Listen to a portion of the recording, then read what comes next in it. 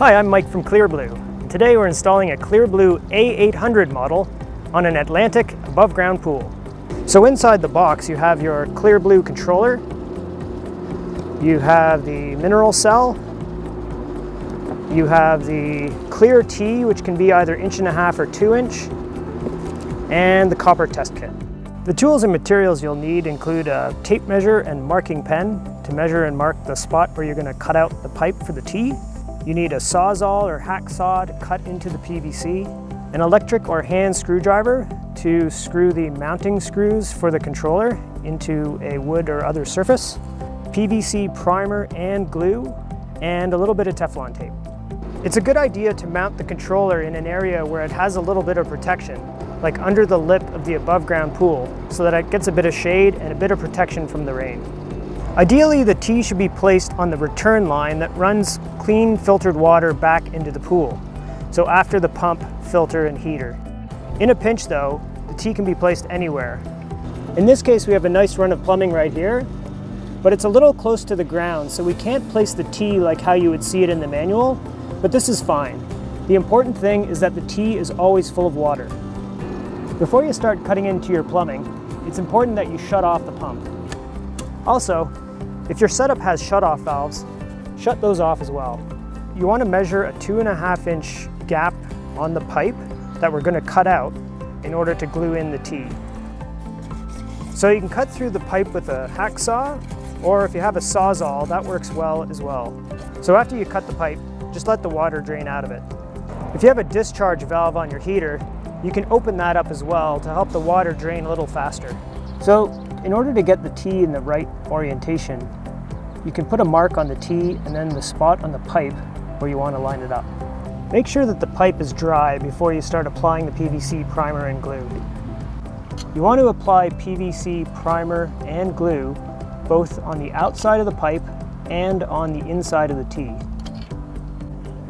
So once the tee's in place, you can screw in the mineral cell. Before you put it in, it's important to wrap the threads with Teflon tape.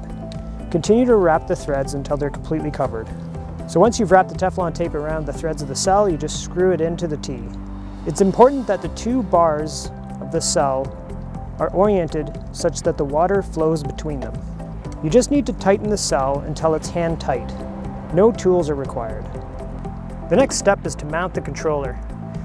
On an above ground pool, the upright is a great place to put it because it protects the controller from the elements. When you're fastening to the upright, it might help to pre-drill the holes.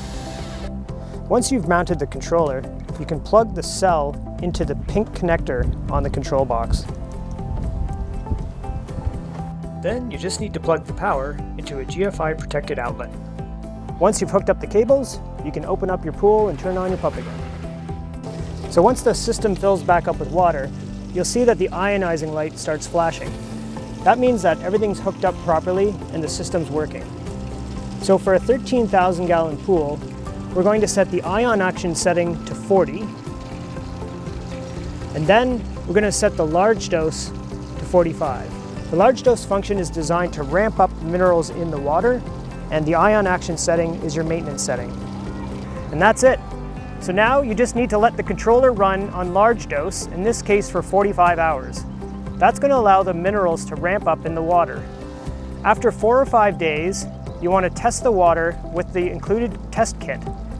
If you're in the range of 0.2 to 0.4 parts per million, you're done. If you find that your copper level is a little bit low, press the large dose button and set it to the same value as you did the first time. Continue this process until your mineral ion level reaches the 0.2 to 0.4 range. Once you're there, you never have to touch it again. Every ClearBlue system comes with a Lamont copper test kit. It's a good idea to test the copper ion level about a week after you install the system. It's really important to follow the instructions on the card that come with the kit. Fill the test tube with water from your pool. There's a line indicating where you want to fill to. Add 5 drops of copper A to the tube. Put the cap on the tube and invert it. Remove the cap and add 5 drops of copper B. Replace the cap, invert the tube, and then place it in the holder for 3 minutes for the color to develop. After 3 minutes, remove the cap and compare the test tube with the color chart that comes with the kit. It's important that you look down the top of the test tube to judge the color. Once the color is indicating 0.2 to 0.4 parts per million of copper, you're in the perfect range. It's important that you maintain your chlorine level at 1 to 3 parts per million while the mineral ions are ramping up. After about a week, once you've tested the ions and they're in the right range of 0.2 to 0.4 parts per million, you can start ramping down your chlorine. In this case, we have an offline chlorinator, and we could just dial that back to one of its lowest settings. If you don't have a chlorinator, then you can use stabilized chlorine tablets in your skimmer. So you want to use 1 to 3 tablets while the minerals are ramping up, and once you've reached the right range, you can reduce that down to 1 3-inch stabilized chlorine tablet per week.